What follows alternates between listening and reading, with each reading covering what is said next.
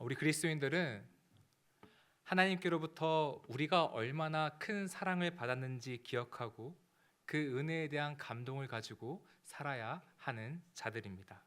그리고 그 감동을 가지고 이제 받은 그 사랑을 행하는 삶을 살아야 하는 자들이기도 하죠. 마태복음 22장에서도 주님이 말씀하시길 마음을 다하고 목숨을 다하고 뜻을 다하여 하나님을 사랑하는 것과 이웃을 내 자신같이 사랑하는 것이 가장 큰 계명이다라고 말하지 않으셨습니까? 이처럼 사랑을 행함은 예수님을 믿고 따르는 자녀들이 가장 중요히 생각해야 하고 근간으로 삼아야 하는 핵심 가치라 할 수 있습니다. 그래서 오늘 이 시간에는 우리가 삶의 자리에서 행해야 할 사랑에 대해서, 이 사랑의 구체적인 의미와 내용에 대해 정리하는 시간을 가지려고 합니다. 먼저 본문의 배경을 잠시 살펴보겠습니다. 바울은 3차 전도 여행 중 에베소에서 사역하던 때에 고린도 교회 분쟁 소식을 듣고 이것을 해결하기 위해 고린도 전서라는 편지를 쓰게 됩니다. 다행히도 그 편지를 통해 몇몇 문제는 일단락이 되지만 그러나 여전히 해결되지 않은 것들도 있었습니다. 설상가상으로 그 어간에 교회 안에 유대인 거짓 교사들이 들어와 공동체를 어지럽혔습니다. 그들은 고린도 교회를 개척해서 1년 6개월을 열심히 섬겼던 바울을 가짜 사도라고 공격했으며, 그는 인격에도 문제가 있고 성도들과의 약속도 잘 지키지 않는 도통 신뢰할 수 없는 사람이라고 모함했습니다. 더하여 바울이 언변, 설교가 약한 것과 외모가 못생긴 것을 문제 삼았습니다. 저렇게 잘난 것 하나 없는 사람이 진짜 사도일 리가 없으니 바울이 본래 전했던 그 가르침 말고 참 사도인 우리의 가르침을 믿고 따르라면서 공동체를 혼란스럽게 만들었습니다. 그렇다면 그들이 전했던 교훈은 어떤 것이었을까요? 그들은 유대주의자들이었기 때문에 구원을 위해서는 십자가 복음을 믿는 것만으론 부족하다. 그 믿음 위에 율법의 준수, 즉 행함이 추가로 얹어져야 구원이 더욱더 공고해진다라고 가르쳤습니다. 유감스럽게도 이 거짓 교훈에 많은 성도들이 넘어가게 됐고 바울에게 등을 돌리게 됩니다. 이 끔찍한 소식을 듣게 된 바울은 그가 지금 있던 에베소에서 고린도를 급하게 방문합니다. 그런데 안타깝게도 그 방문 때 유대인 거짓 교사들이 일으켰던 그 혼란과 분란을 제대로 수습하지 못합니다. 오히려 거짓 교사들의 무리와 그들에게 선동된 교인들이 바울을 공개적으로 모욕하는 일이, 비난하는 일이 그때 있었던 것 같아요. 어쩔 수 없이 바울은 내가 곧 다시 돌아올 것이라는 말을 남기고 에베소로 다시 돌아가게 됩니다. 이렇게 에베소로 돌아온 바울은 다시 촘촘하고 완벽한 논리와 변증으로 무장해서 고린도 교회에 재방문할 날짜를 고르고 있었을 겁니다. 마음이 상한 상태로 저 거짓 교사들을 어떻게 내쫓지? 저들에게 이미 미혹이 되어버린 성도들을 어떻게 다시 진리로 돌이키지? 이것을 치열하게 고민했을 거예요. 그런데 그 과정에서 바울이 갑자기 마음을 바꾸게 됩니다. 본문 1절 말씀을 함께 읽어보겠습니다. 시작. 내가 띄워주십시오. 1절입니다. 내가 다시는 너희에게 근심 중에 나아가지 아니하기로 스스로 결심하였노니. 바울이 뭐라고 고백합니까? 지난번 방문 때처럼 분노에 휩싸인 채로 가서 너희에게 근심을 주는 일은 없도록 해야겠다라고 결심했다고 합니다. 그러니까 바울이 다시 고린도를 방문할 날짜와 그때 가서 막 퍼부을 그런 말들을 고르고 있는데 갑자기 마음속에 이런 생각이 들었던 거예요. 내가 지금 이런 상한 마음으로 가서 교인들을 다시 만난다고 한들 선한 결과가 있을까? 오히려 그 거짓 교사들과 거칠게 논쟁하는 그 장면이 길어지면 길어질수록 성도들을 더 혼란스럽게 하고 아프게 하진 않을까? 괜히 그 과정에서 애꿎은 성도들이 더 상처를 받게 되는 건 아닐까? 이런 생각이 들면서 에휴, 그냥 가지 말자라는 쪽으로 마음을 바꾸었다는 겁니다. 그런데 문제가 있죠. 이렇게 고린도 교회를 그냥 포기해버리며 그 거짓 교사들이 퍼뜨리고 있는 거짓 교훈에 의하여 성도들이 그냥 넘어가 버리게 되는 것입니다. 고린도 교회를 재방문할 계획은 접었지만 그래도 구원의 문제에서 흔들릴 위험에 처한 성도들을 지키고 공동체의 상처를 최소화하는 방향으로 문제를 해결하고자 했던 바울은 교인들에게 편지를 쓰기로 결심합니다. 방문은 안 하지만 대신 편지를 쓰기로 결심한 것이죠. 이 편지는 고린도 전서 다음으로 바울이 보냈던 편지인데요. 이때 보냈던 편지의 내용은 아쉽게도 전해지지 않고 있습니다. 유실됐어요. 다행인 것은 이때 그 편지를 통해서 고린도 교회의 문제가 아주 잘 해결되게 됩니다.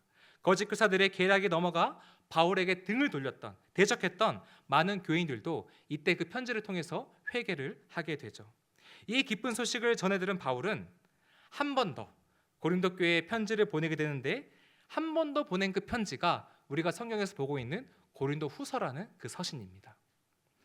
오늘 본문 4절 상반절을 보시면 내가 마음에 큰 눌림과 걱정이 있어 많은 눈물로 너희에게 썼노니 라고 말하는 저 부분에서 눈물로 썼다라는 저 편지가 바로 고린도 전서와 고린도 후서 사이에 보내졌던, 지금 우리가 알 수 없는 유실된 그 편지를 가리키는 것입니다. 여러분, 많은 눈물을 흘리며 썼다는 저 편지의 내용은 전해지지 않고 있지만 한번 당시의 상황을 고려해서 내용을 추측해 봅시다. 어떤 내용을 적었을까요? 주로 거짓 교사들의 꾀임에 넘어가서 복음의 진리에서 흔들리고 있는 부분에 대해 신랄하게 책망하는 내용을 썼겠죠.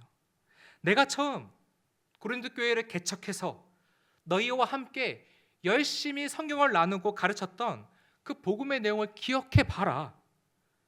각성하고 다시 복음의 진리를 붙잡아라. 제발 돌아와라 라는 내용을 썼을 것이고, 더하여 그 거짓 교사들의 선동에 넘어가서 바울을 공격하고 의심하고 있는 교인들의 태도와 그 분별력에 대해서도 질책했을 것입니다. 제가 말씀을 준비하면서 바울이 이 눈물의 편지를 보낼 당시에 그의 심정도 한번 헤아려 봤는데요. 자신을 지금 공격하고 있는 거짓 교사들과 그들에게 이미 오염된, 선동된 성도들에 대한 어떤 분노, 억울함, 이런 감정도 컸겠지만 바울을 유독 신뢰하고 사랑하고 잘 따랐었던 성도들에 대한 섭섭함도 굉장히 컸겠다라는 생각이 들었습니다. 아니, 지금 이 상황에서 그래도 나와 깊은 신뢰를 쌓았었던 그 성도들은 도대체 뭘 하고 있는 거지? 내가 김 집사는 믿었는데 그들까지 반대 진영으로 돌아선 건가? 아니면 그냥 지금 이 상황을 방관하고 있는 걸까? 지금 에베소에 있으니까 상황을 잘 모르잖아요. 별의별 생각이 바울을 굉장히 고통스럽게 했을 것 같았습니다. 이렇게 바울은 섭섭함, 억울함, 막 분노, 여러 감정으로 너무나 힘들었지만 그래도 어떻게든 사랑하는 교인들을 살려내기 위해 그 눈물의 편지를 쓰게 됩니다. 그가 말하길 이때 그 편지를 깊고 넘치는 사랑 가운데 썼다라고 고백하는데요. 4절 말씀을 함께 읽어보겠습니다. 시작. 내가 마음에 큰 눌림과 걱정이 있어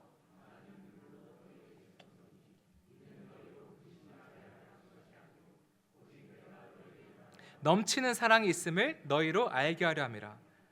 무슨 말입니까? 이런 겁니다. 그 눈물의 편지에 굉장히 신랄한 책망과 따끔한 권면이 많이 들어있어서 내 진심을 오해할 수도 있는데 나는 정말 너희를 향한 넘치는 사랑으로 그 편지를 썼다. 이런 내 마음을 알아달라라는 것이죠. 중간 부분을 보시면 이 편지는 너희로 근심하게 하려 한 것이 아니요. 그러니까 근심하게 하기 위해서 쓴 것이 아니었다라고 뭔가 해명하는 것 같은 대목이 보이는데 이 부분에서 무엇을 볼 수 있습니까? 그 눈물의 편지를 보내고 나서 바울 자신이 엄청 후회하고 걱정했었다는 것을 엿볼 수 있습니다. 혹시 그 편지를 읽은 교인들이 내용이 너무 강하고 쓰라려서 마음이 더 굳어지거나 상처를 받고 시험에 들까 봐 그 편지를 이미 보낸 이후에도 계속해서 많은 걱정을 했었다는 거예요. 여러분, 지금 이 모습 속에서 오늘 바울이 말하고 있는 사랑의 내용과 의미가 보이십니까? 당시 바울은 분노가 치밀어 오르고 수치스럽고 섭섭해서 속이 막 터져버릴 것 같은 그런 정황 속에 있었습니다. 여러분, 만약 이런 상황에서 바울이 그리스도의 사랑을 모르는 사람이었다면 그가 어떤 반응을 보였을 것 같습니까? 한 3가지 정도로 추측해 봤습니다. 첫 번째 반응, 나를 모욕하고 수치스럽게 했던 그 사람들을 싹 다 고소해 버린다. 고린도 지역은 로마의 지배를 받고 있었으니까 로마 시민권자인 바울은 마음만 먹으면 그 시민권을 주장할 수 있었을 겁니다.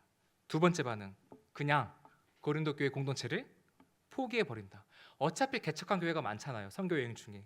그냥 고린도 교회를 포기해 버리고 내게 고통과 상처만 주는 그 공동체를 회피해 버리고 그냥 내 인생에서 도려내 버리는 거죠. 세 번째 반응, 그 편지에 온갖 상스러운 욕과 비난을 한가득 적어 보내고 난 뒤에 아주 후련해한다. 저라면 어떤 반응을 보였을까요? 비밀입니다. 그런데 바울은 이 3가지 옵션을 모두 다 거부합니다. 그 공동체를 포기하지 않고 끝까지 잡으려고 해요.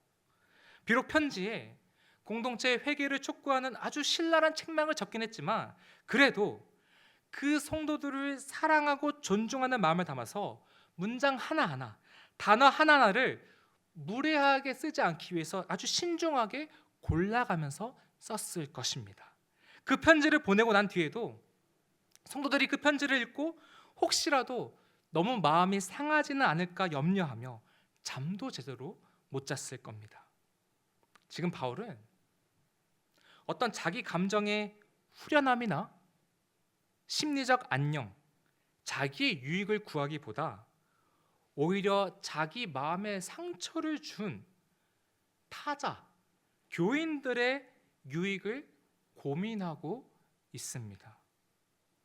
아니, 저 거짓 교사 편에 서서 자신을 공격하고 있는데 얼마나 속상했겠어요. 그럼 그냥 쟤들이랑 잘 먹고 잘 살라고 포기해버리면 되지 않습니까?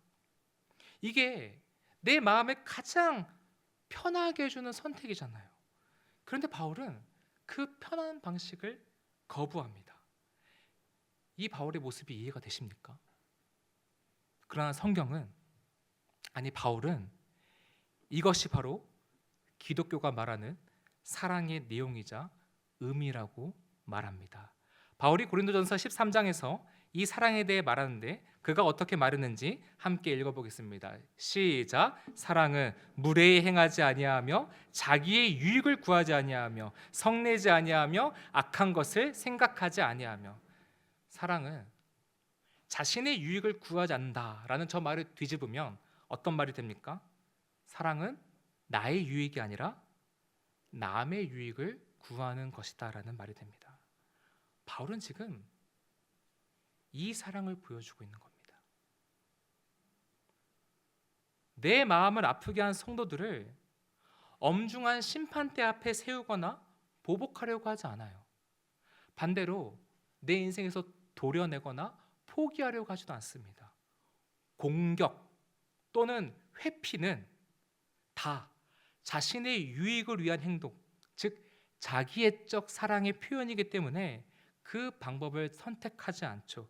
대신에 교인들의 유익을 구하는 쪽, 내가 아파도 그들의 유익을 구하는 쪽, 그들이 잘 되는 쪽을 택합니다. 그래서 그들을 포기하는 대신에 그들을 붙잡기 위해서 눈물의 편지를 정성껏 썼던 것이고, 편지를 보낸 이후에도 너무 내용이 강했나? 내가 그 대목을 좀 완곡하게 표현할 걸 그랬나? 혹시 성도들이 실족하면 어떡하지? 이렇게 자기 마음에 어떤 후련함에 초점을 두지 않고 성도들의 마음에 초점을 맞추며 계속 염려했던 것입니다. 치밀한 논리와 변증으로 무장해서 고린도 교회를 한 번 더 방문해서 아주 박살을 내버리려 했다가 방문을 그냥 포기하고 편지를 썼던 이유도 결국 거짓 교사들과 혈기를 부리며 논쟁하는 모습이 오히려 성도들에게 덕이 안 되고 그들에게 상처를 입힐까 봐 가지 않았던 것이고요. 바울은 이렇게 철저하게 자기 자신이 아니라 타인의 유익을 구하는 모습을 보여주고 있습니다.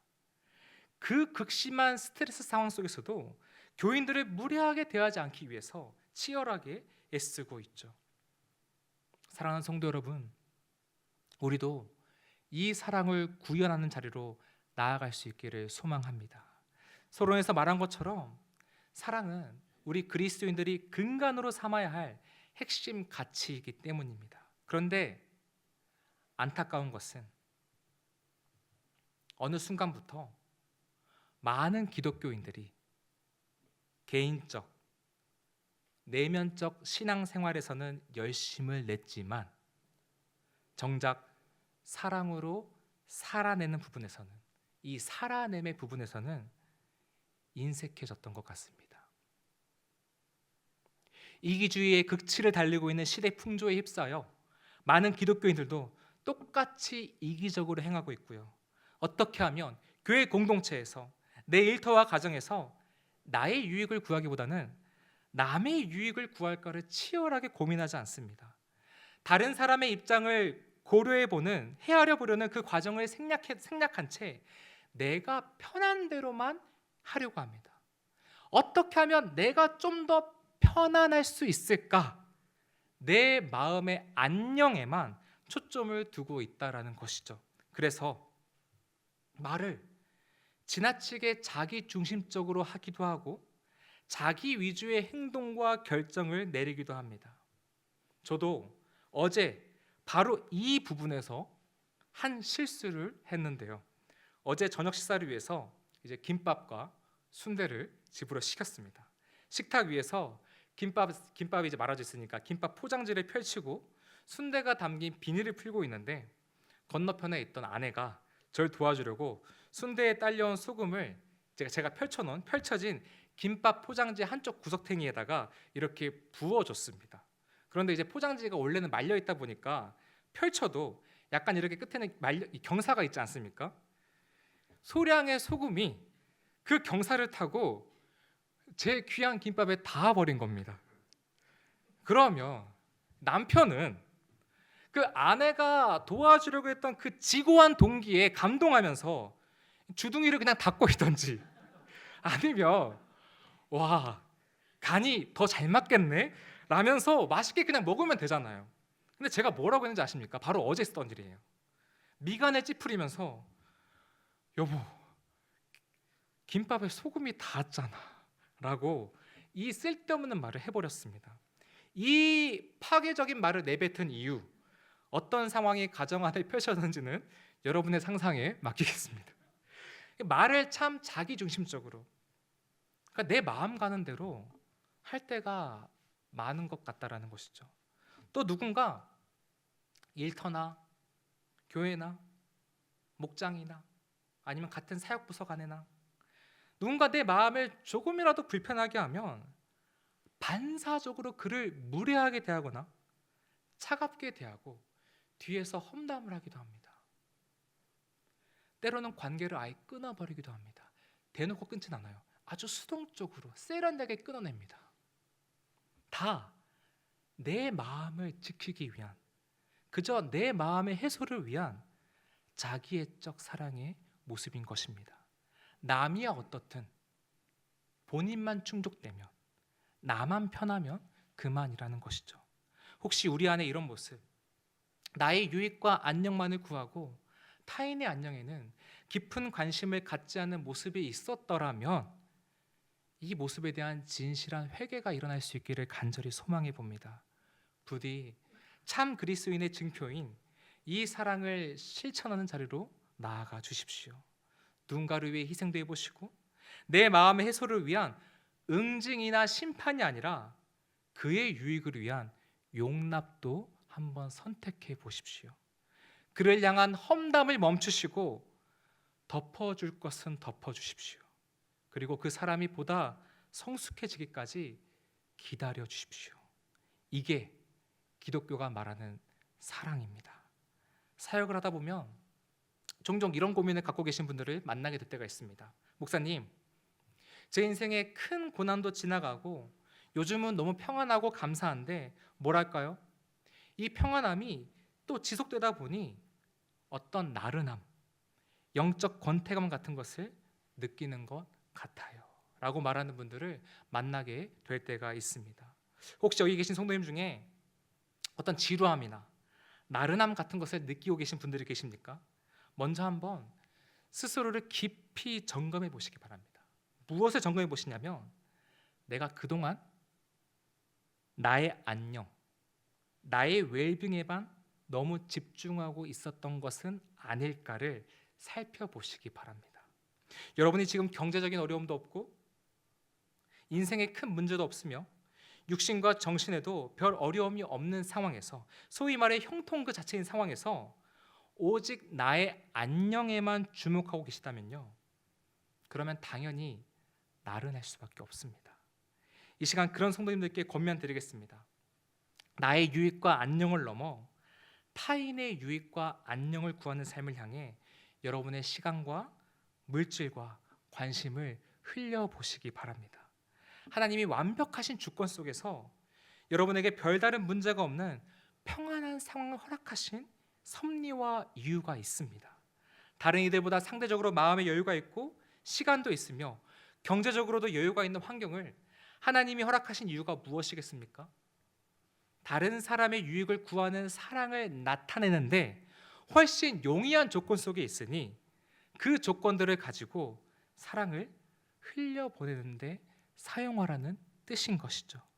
주권 안에서 허용된 지금의 순간들을 잘 해석하셔서 하나님이 여러분의 인생 속에 붙여주신 그 사람들을 더 치열하게 사랑하시기를 소망합니다.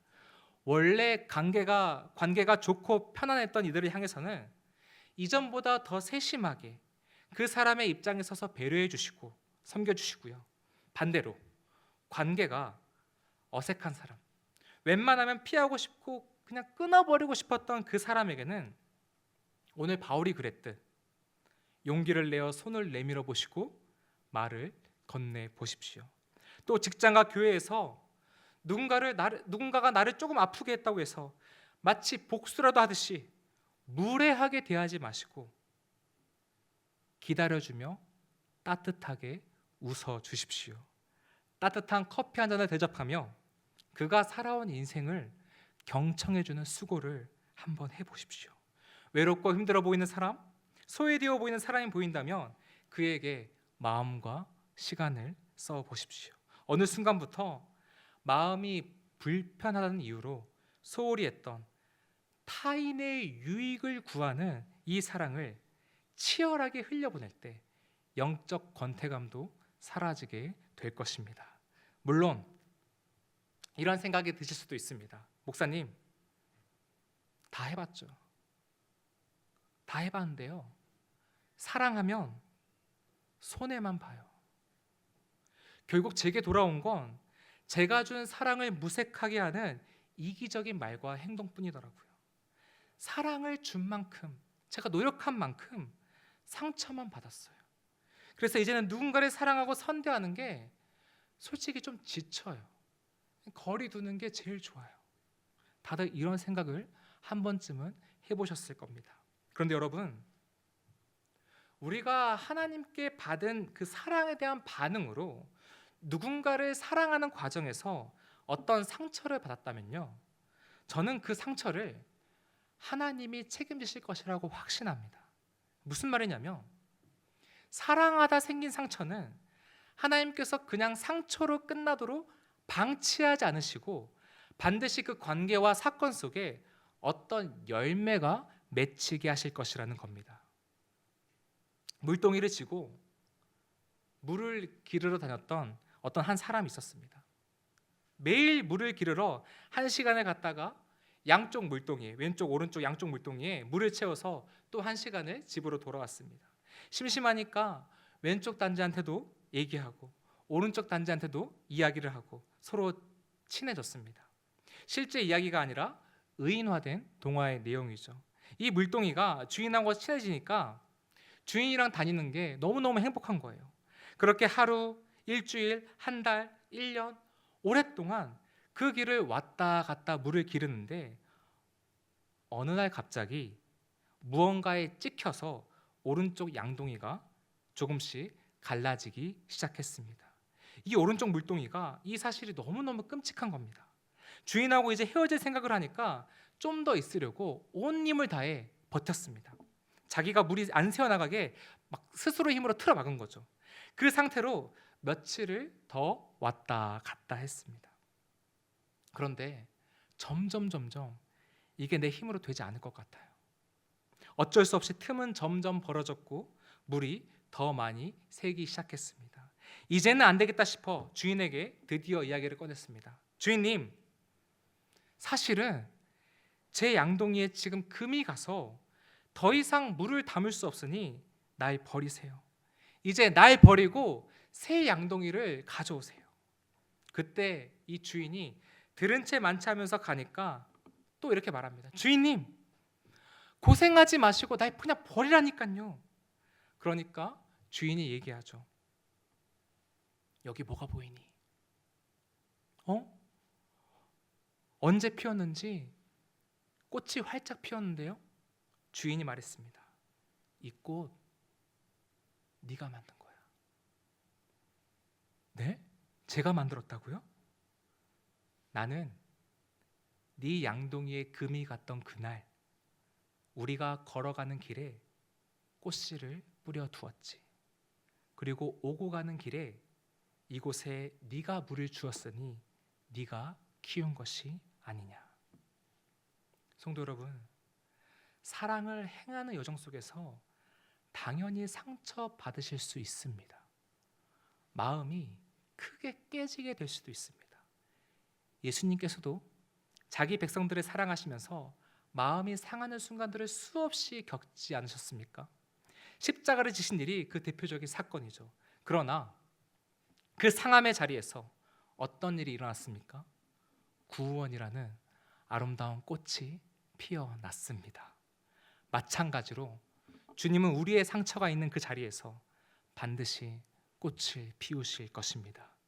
그 깨어짐을 사용하셔서 아름다운 결실과 열매를 만들어 내실 거예요. 갈라디아서 6장 9절 말씀도 이렇게 약속하고 있지 않습니까? 우리 함께 읽어보겠습니다. 시작. 우리가 선을 행하되 낙심하지 때가 이름에 거두게 되리라. 말씀을 정리하겠습니다. 사랑하는 성도 여러분, 우리 함께 타자의 유익을 구하는 그 사랑으로 살아냅시다. 이 사랑은 어떤 사랑입니까?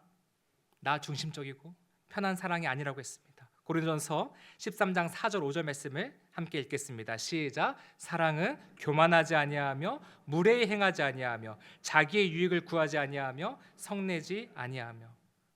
우리가 살아내야 할 사랑은 이렇게 타자 중심적이고 매 순간 나를 부정해야 하는 굉장히 불편하고 어려운 사랑입니다.